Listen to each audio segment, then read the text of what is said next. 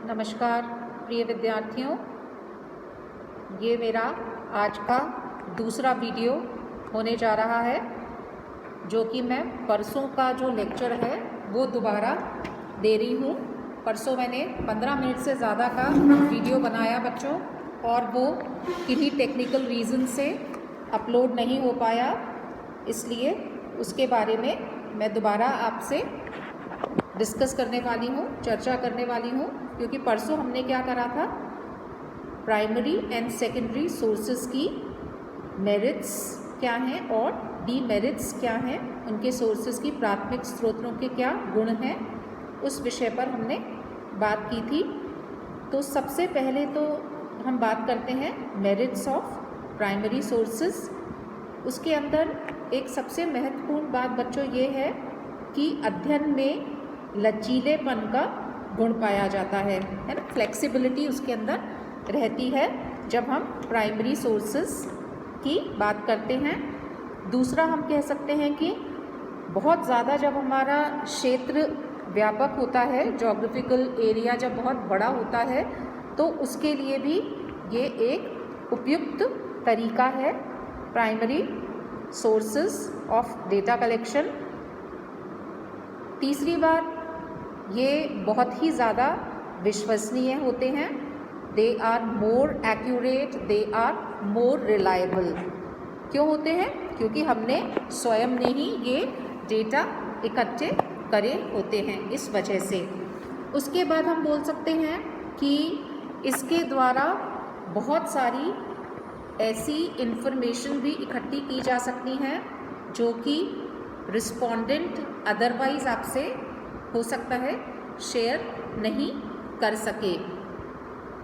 फिर प्राथमिक निष्कर्षों, ये कई बार प्रामाणिक निष्कर्षों तक पहुंचना जो है वो एक ज़रिया बन जाता है, या वो आसान हो जाता है इसके माध्यम से। और लास्टली हम कह सकते हैं कि it saves money as well as time. हालांकि ये दोनों ही चीज़ों के अंदर फिट होएगा point, in merits as well as in demerits, नुकसान में भी, दोष में भी और फायदे में भी।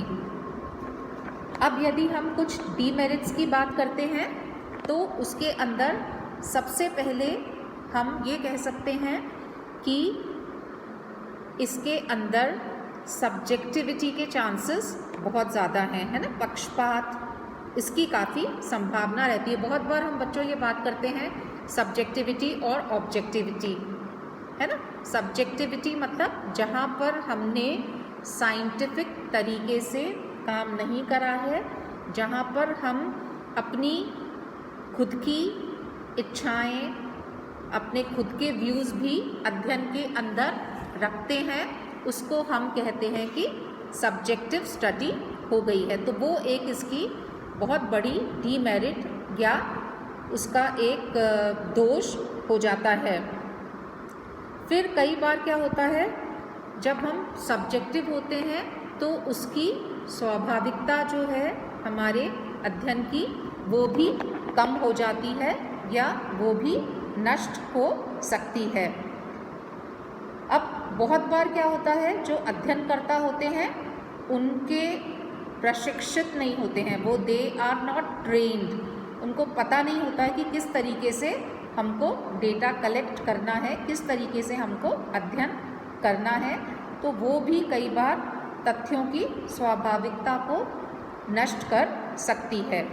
और लास्ट में हम कह सकते हैं कि इसके अंदर अधिक मानव शक्ति और समय की भी आवश्यकता होती है। अभी अभी हमने बात की थी कि इट सेव्स टाइम, और मैंने आपसे कहा था कि ये मेरिट और डीमेरिट दोनों के अंदर आएगा।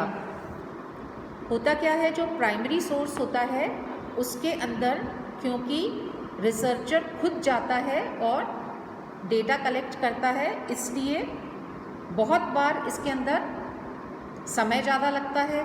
और नेचुरल सी बात है, जब समय ज़्यादा लगेगा तो धन की भी ज़्यादा ज़रूरत होगी, क्योंकि हम यदि कोई काम 2-3-4 महीने तक करते रहेंगे तो नेचुरली उसके अंदर उतना ज़्यादा हमको पैसा भी खर्च करना पड़ेगा। Now let us talk about secondary sources. जो द्वितीय सोर्सेज होते हैं उसके बारे में हम क्या कह सकते हैं, कौन से होते हैं। सबसे पहले हम बात करते हैं पर्सनल डॉक्यूमेंट्स की, है ना। पर्सनल डॉक्यूमेंट्स क्या होते हैं? लेटर्स होते हैं, डायरीज होती हैं। जैसे लेटर्स में क्या आता है बच्चों, कोई भी जना, है ना। आजकल तो ये लेटर्स का टाइम है नहीं, और बच्चों आप लोगों ने ये लेटर्स का ज़माना देखा नहीं है। ई लेटर्स या वो अलग चीज़ है। पहले जो ये लेटर्स हुआ करते थे, पोस्ट कार्ड आया करता था एक 15 पैसे का, जब हम छोटे होते थे। एक इंडियन लेटर हुआ करता था, अंतरदेशी जिसको बोलते थे, और एक एरोग्राम होता था। यदि आपको विदेश में कोई जना रहता है और उसको चिट्ठी भेजनी है, अमेरिका में कोई चिट्ठी भेजनी है, तो एरोग्राम का इस्तेमाल हुआ करता था। तो लेटर्स जो है वो एक इम्पॉर्टेंट ज़रिया है जिसके अंदर हमें बहुत सारी सेकेंडरी इंफॉर्मेशन, सेकेंडरी सोर्सेज की जानकारी मिल सकती है। जब हमारे ये प्रधानमंत्री नेहरू जी, पहले के जो सबसे हमारे पहले थे प्रधानमंत्री नेहरू जी, जब जेल में थे तब उन्होंने बहुत सारे लेटर्स, पत्र अपनी बेटी इंदिरा गांधी को लिखे थे। Letters from father to daughter, इस तरह से करके, तो वो एक इम्पॉर्टेंट सोर्स बन गए बाद में। उसके बाद हम कह सकते हैं लेटर्स के अलावा हैं डायरीज। डायरीज मतलब some people are in the habit of maintaining, writing a diary. हर दिन वो अपना रात को पूरा दिन का लिखते हैं, क्या आज उनके साथ घटनाएं हुई या कैसा उनका दिन गया, क्या कुछ खास चीज़ें हुई। तो डायरीज मेंटेन करने की बहुत लोगों की आदत होती है। अभी आप लोगों को पता होगा बच्चों कि ये सुशांत सिंह राजपूत का बहुत ज़्यादा मैटर चल रहा है कि उसका ये जो सुसाइड का मामला है कि वो कैसे हुआ, क्या हुआ। तो बहुत बार उसकी ये जानकारियाँ भी जुटाई जा रही हैं डायरी से या दूसरे माध्यम से, कि क्या वो चाहता था ज़िंदगी में, क्या क्या चीज़ें लिख के रखता था, कि वो बहुत कुछ करना चाहता था और वो सब चीज़ें वो अपनी डायरी में भी मेंटेन करता था। बहुत सारी उसकी विश लिस्ट है जिसको भी देखा जा रहा है। तो डायरीज़ जो हैं वो एक बहुत इम्पॉर्टेंट सेकेंडरी सोर्स होती हैं। उसके बाद लाइफ हिस्ट्रीज़ होती हैं। लाइफ हिस्ट्रीज़ के उसमें क्या होता है कि तथ्यों का जो संकलन है वो बहुत उससे रखा जाता है। लाइफ हिस्ट्री के अंदर आप कह सकते हैं कि बायोग्राफीज़ भी हो सकती हैं, ऑटोबायोग्राफीज़ भी हो सकती हैं। बायोग्राफी और ऑटोबायोग्राफी ये दो चीज़ें होती हैं। I hope you know the difference between the two. Autobiography है ना बच्चों, जैसे नाम से ही लगता है ऑटो, ऑटो मतलब स्वयं, ऑटोग्राफ आप खुद अपना हस्ताक्षर कर रहे हैं, ऑटोमेटिक जो अपने आप स्टार्ट हो जाए।